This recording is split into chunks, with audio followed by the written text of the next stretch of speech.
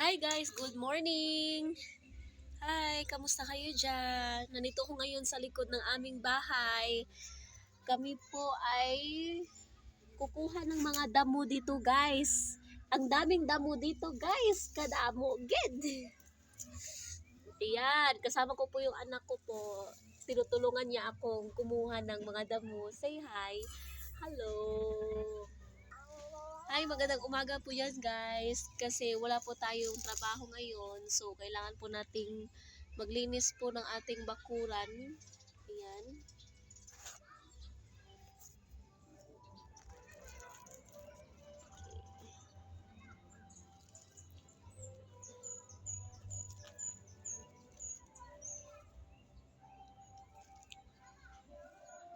Madali lang po siya bunutin guys.